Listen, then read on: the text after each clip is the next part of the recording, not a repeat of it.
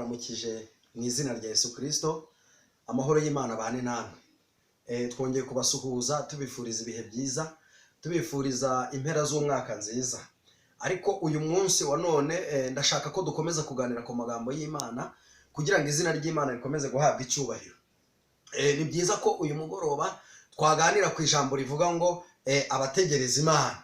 Mu yandi magambo hari abantu bategereza Imana kugira ngo izibagirire neza, abandi bakayitegereza mu buryo bw'imbabazi, abandi bakayitegereza mu bundi buryo, bakomeje gusenga, bakomeje kuba imbere y'Imana, bakomeje kwinginga Imana, badacogora, bategereje Imana, amaso yabo bayahanze ku Uwiteka. Niyo mpamvu nongeye kubifuriza kugira ngo mutegereze Imana, kandi nanjye ntegereze Imana, amaso tuyahange ku Uwiteka. Ntuze kureba ku ruhande kuko ku ruhande si wawe, ntuze kureba hirya no hino, amaso yawe komeza uyahange Imana kuko ariyo yonyine ifite ubutabazi bwawe.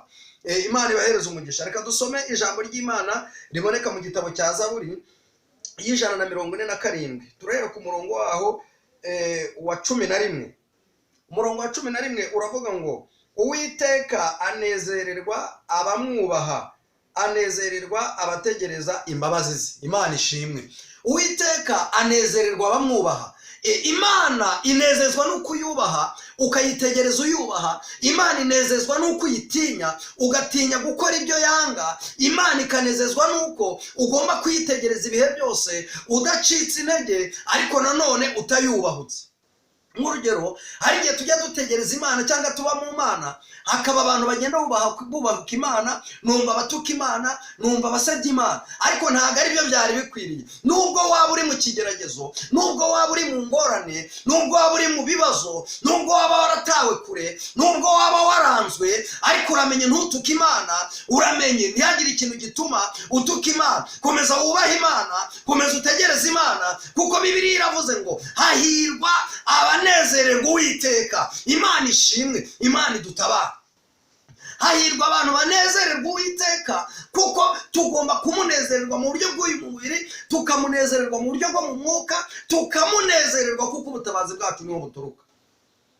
Ntabwo bikwiriye kugira ngo tujye tunezezwa nuko tubona abantu, cyangwa tunezezwa nuko tubona imiryango, cyangwa tunezezwa nuko tubonye urubyaro. Ibyo bintu biranejeje nibyo, ariko nanone abasenga Imana n'abagomba kuba mu bihe byo gusenga, ndabibutsa ko ari byiza kugira ngo tunezererwe ibyo byose, ariko tunezererwe n'Imana, kuko ni Bibiliya ibivuze.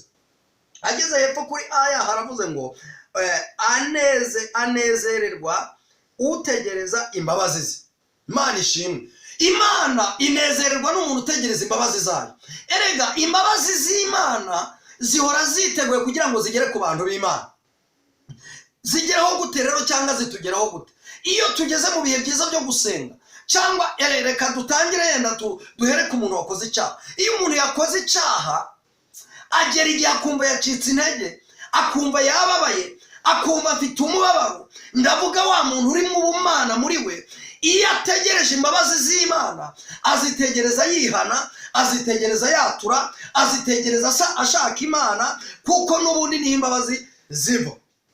Ntimukamere nka Adamu amaze gucumura, Eva amaze kumuhereza ku rubuto Imana yari yaramubujije kurya, ngo yahise kahunga ubwiza bw'Imana. Imana ije kumurebera amuhamagarira amubura. Ariko icyo nkwifuriza ni kimwe: nubwo waguye mu cyaha, nubwo wagize intege nkeya, nubwo wagiye kure y'Imana, nubwo byagenze kuri, ariko tegereza imbabazi z'Imana, wihana, witunganya, utegereza Imana. Imana iraguha imbabazi, ni inyembabazi, igira neza, ibabarira kurenza uko abantu bababarira. Bibiliya ivuga iki? Bibiliya iravuga ngo naho ibyaha byanyu byatukura tukutuku, ndabyeza bihinduke nka shelegi. Imana rero yiteguye kuguhereza imbabazi. Ese wowe witeguye imbabazi? Ese wowe witeguye kugirirwa neza? Ese wowe witeguye guhindurirwa amateka mu buryo bw'umwuka? Ese wowe witeguye kongera gusubira mu muryango w'abana b'Imana? Imana ikugirire neza, Imana igutabare, Imana iguha imbabazi, Imana ikweze, Imana igusubize ku rufatiro, Imana yongere kugaruka. Nabonye abantu baracitse intege, barongera basubira mu byawe bararetse kera, ngo barongera basubira kurya ibyo bari baranze, barongera basubira kunyura mu nzira bari baranze. ariko abazi Imana yabo bo bazakomera, kuko nibamara gukomera bazakora iby'ubutwari, bazagumana nayo, bazahora bateza imbabazi z'Imana, baba barwaye bategereje imbabazi z'Imana, baba bacumuye batatuwe imbabazi z'Imana, niho kwizera kwabo kwerekera. Imana ishimwe.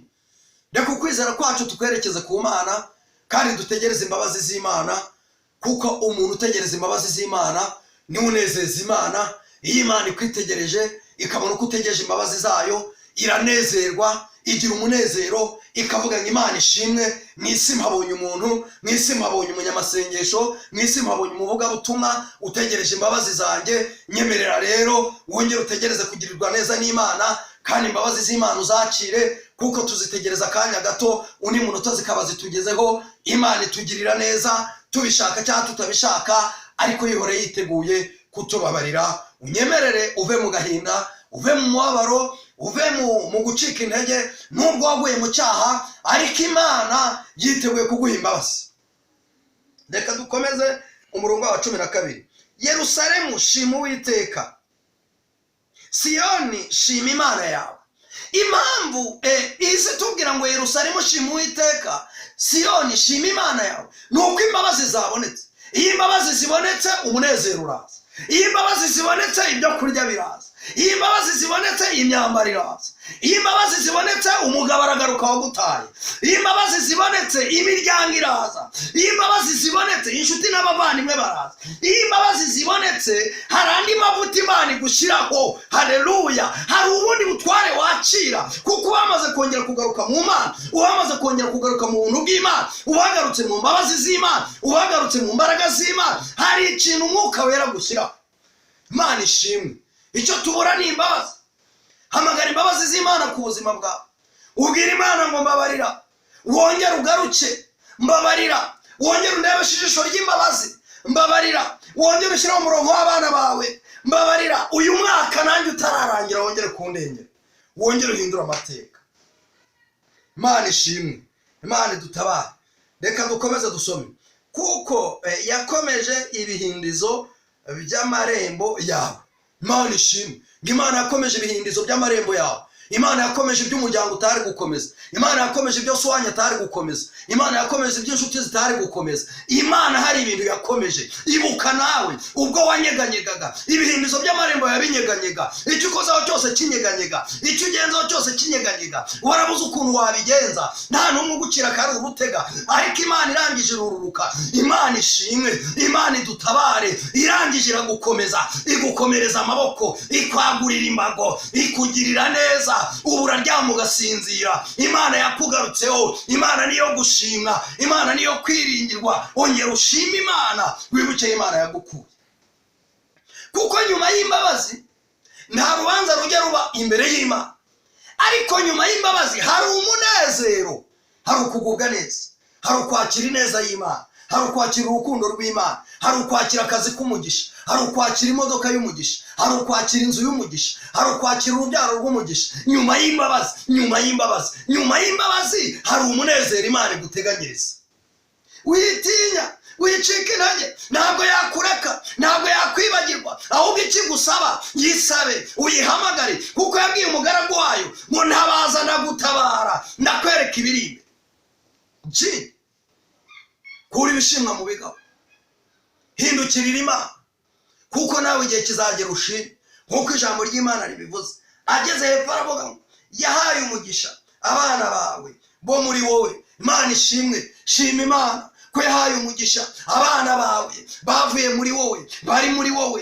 Hari abana yahaye umugisha, abatari kwiga yarabigishije, abari barabuze uko yabakijije indwara, Imana yagiye ibarengera. Hari igihe wagezemo ubona ko bikomeye, hari igihe wagezemo ubona abantu bose bakuvuyeho, hari igihe wagezemo ubona ubuze uko ugenza, ubona abana biranze, inzara ari nyinshi, ibibazo ari ibibazo, ingorane ari ingorane, ariko ijambo ry'Imana riravuze ngo Imana yahaye umugisha urubyaro rwawe. Ko yaruhaye umugisha, niki kikubuza gushima? Ko yabakijije, niki kikubuza gushima? Ko yabakujije, niki kikubuza gushima? Ko Imana yakurengeye na cyagiye ugiye kubyara, niki cyakubuza gushima? Ese ni ingorane? Ese ni ibibazo? Niki cyatuma ureka Imana yawe?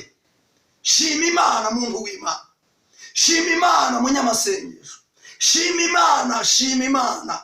Wibuke Imana yagukuye. Hari igihe umuntu agenda akazenguruka imisozi asenga Imana ikamubwira ngo mwana wanjye nzakugirira neza, ataringaniye mparinganize, ngo nzakujya imbere. Ibyo Imana yarabikoze ariko ntabwo ushima. Nyemerera ushime, nyemerera ushime Imana. Ndakwinginze kubw'ubuntu mpabwa na Kristo Yesu, wongere kwibuka aho Imana yagukuye.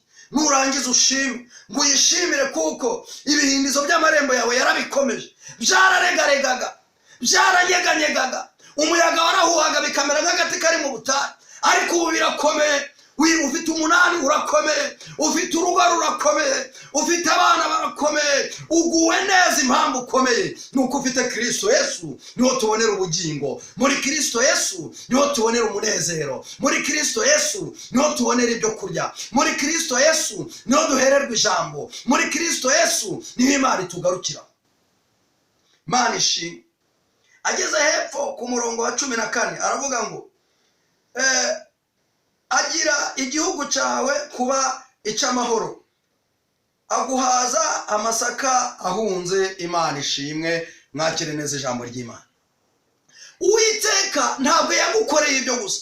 Wibuke ko igihugu cyawe yagihaye amahoro, yagihaye umunezero, yagihaye ituze, yagihaye mese, yagihaye uburumbu. Kuko agira epfo akavuga ngo igihugu cyawe yagihaye amasaka ahunze. Mu yandi magambo, isezerano Imana yaguhaye isezerano rikomeye mu gihugu cyawe. Yarakubwiye ngo nzakugirira neza mu gihugu cyawe. Igihugu cyakubera urugo, igihugu cyakubera departement mubarizwamo, igihugu cyakubera akazi, igihugu ahantu ubarizwa hose no mu gihugu Imana yaguhereyemo umugisha. Uraryama ugasinzira, wongera ushima Imana rero. Kandi ayo mahundo asobanura isezerano.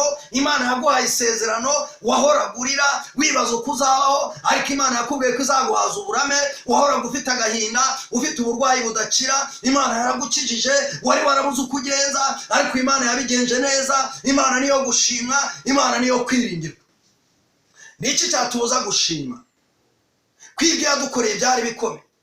Niki cyatubuza gushima? Ko yadukuye mu butayu. Abanditsi baranditse baravuga ngo tukiri iyo ngiyo inanga zacu twari twarazimanitse, twanga gucurangirayo. Imana ishimwe. Ariko ubu ngubu Imana yakugiriye neza, uracura, uraririmba, urahimbaza, uvuga ubutumwa, uvugana n'Imana ikakubwira ngo mwana wanjye zabigira gutya. Imana ishimwe kandi ishyirwe hejuru. Ndakwifurizaga kugira ngo wibuke kugira umutima wo gushima, kandi umenye ko umutima ushima niwe Imana inezererwa. Kuba waba uri mu bibazo, kuba waba uri mu ngorane, ariko Imana ishaka ngo ushime, kandi muri byose ushime. Ku manywa na nijoro ushime. Ujye witegereza ibyo yagukoreye, ujye witegereza ubutayu yakurengeje, ujye witegereza uburwayi yagukijije, ujye witegereza inzara yagukijije, ujye witegereza aho yakuvanye n'aho akugejeje ubu ngubu. Nurangiza ushima Imana. Icyo Imana idukeneyeho ni ugushima. Nakubwiraga ngo muri byose ushime, nakubwiraga ngo ushime. Kubera ko udashima ntabwo yongerwa n'Imana, kubera ko udashima ntabwo anezeza Imana. Umutima udashima ntunezeza Imana. Imana ikeneye ko wongera kwibuka, warangiza ugashima. Nibyo biryo byayo ayo mashimwe. Ujye unyemerera ushime, kandi umenyeshe bose ibyo Imana yagukoreye. Imana ibahereza umugisha. N'iryo jambo nagira ngo tuganire, ndabifuriza kugira ngo muryakire. Hari igihe utaba uryumvishe bwa mbere, ariko icyo ushaka kukubwira nyirizina ni uko ukwiye gushima kugira ngo ubashe kunezeza umutima w'Imana, kandi Imana yongere kugaruka ku buzima bwawe, yongere kugirire neza mu izina rya Yesu Kristo. Amen.